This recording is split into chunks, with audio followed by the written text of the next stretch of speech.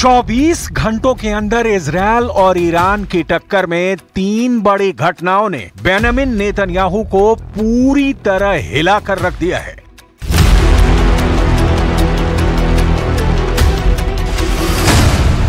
Netanyahu को shock number 1। America ने Israeli सेना की एक स्पेशल यूनिट पर प्रतिबंध लगाने की तैयारी कर ली है।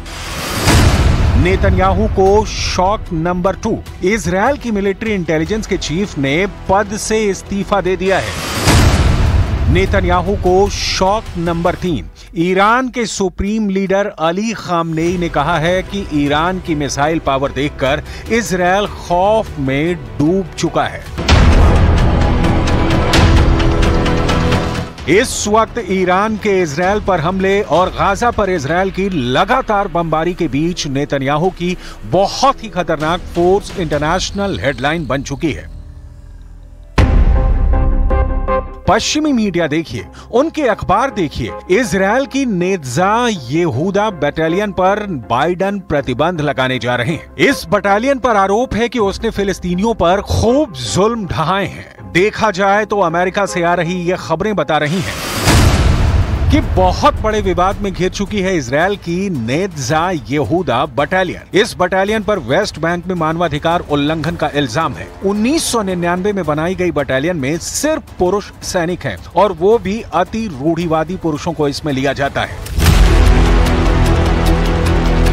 नेत्जा यहूदा बटालियन पर लगे इल्जाम 7 अक्टूबर 2023 से पहले के हैं, लेकिन वेस्ट बैंक का दूसरा सच यह है कि 7 अक्टूबर के बाद से वहां 460 से ज्यादा लोगों की इजरायल की सैन्य कार्रवाई में मौत हो चुकी है।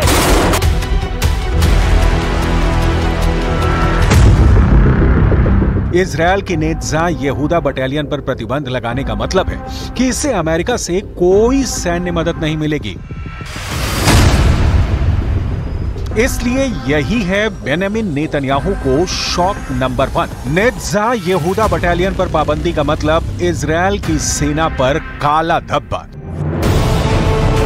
नेतन्याहू पहले ही अपने घर में लगातार प्रदर्शनों से जूझ रहे हैं और अब उन्होंने अमेरिका की तरफ से आ रही इस रिपोर्ट को नाक का सवाल बना लिया है। बाइडन का आक्रामक रवैया देखकर नेतन्याहू को बहुत गुस्सा आया है। अब नेतन्याहू की तरफ से रिएक्शन ऐसा आया है कि साफ लग रहा है कि इजरायल अब ईंट से ईंट बजा देगा। उसकी राह में जो आएगा तबाह कर दिया जाएगा।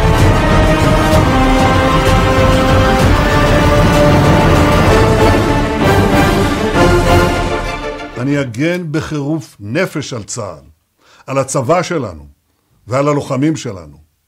אם מישהו חושב שהוא יוכל להטיל סנקציות על יחידה בצה"ל, अब देखिए, बेंजामिन नेतन्याहू को शॉक नंबर 2। इजरायली सेना के इंटेलिजेंस चीफ एहरॉन हलीवा ने इस्तीफा दे दिया है। 7 अक्टूबर 2023 को हमास ने इजरायल पर हमला किया। पूरी दुनिया ने इजरायली टैंकों को जलते हुए देखा। 1000 से ज्यादा इजरायली नागरिकों और सैनिकों की मौत हुई। इसी के बाद से इजरायल में अंदरूनी कोहराम मचा था। इस हमले के बाद इजरायली मिलिट्री इंटेलिजेंस के प्रमुख मेजर जनरल एहरॉन हलीवा बहुत दबाव में थे और अब उन्होंने अपने ओहदे को छोड़ने का फैसला किया। ये ऐसा वक्त है जब नेतन्याहू के सामने बहुत से फ्रंट खुले हुए हैं और उनके कमांडर भी बहुत ज्यादा प्रेशर में हैं। गाजा पर रोजाना नॉन स्टॉप बमबारी के बावजूद इजरायल अब तक हमास को खत्म कर पाने में नाकाम साबित हुआ है। गाजा में 34,000 से ज्यादा लोगों की जान जा चुकी है, लेकिन नेतन्याहू अब भी खाली हाथ है।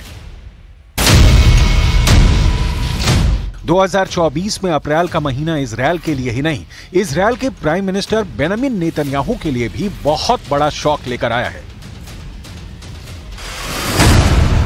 अमेरिका इजरायल की मदद करने की बजाय उसकी सेना पर पाबंदी लगा रहा है। इजरायल की पब्लिक नेतन्याहू के खिलाफ सड़कों पर उतर चुकी है और इन सबके बीच ईरान से बड़े युद्ध का खतरा अब तक टला नहीं है।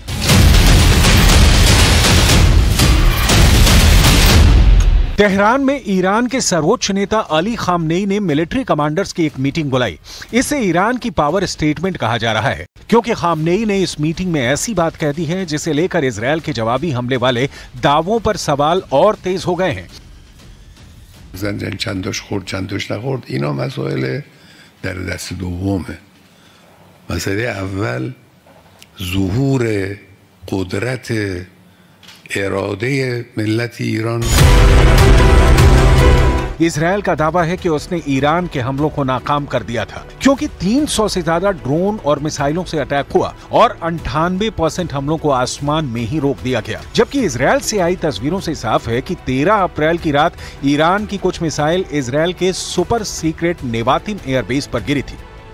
इन मिसाइलों के साथ बड़े बम नेतन्याहू के साथ इजरायल की साख पर गिर रहे हैं। नेतन्याहू के कमांडर इस्तीफा दे रहे हैं। नेतन्याहू से इजरायल की पब्लिक पूछ रही है कि गाजा में बंधक बनाए हुए लोग कब आजाद होंगे। इजरायल से लगातार पूछा जा रहा है कि ईरान को कहां मारा, कैसे मारा, किससे मारा, कितनों को मारा, सबूत कहां है।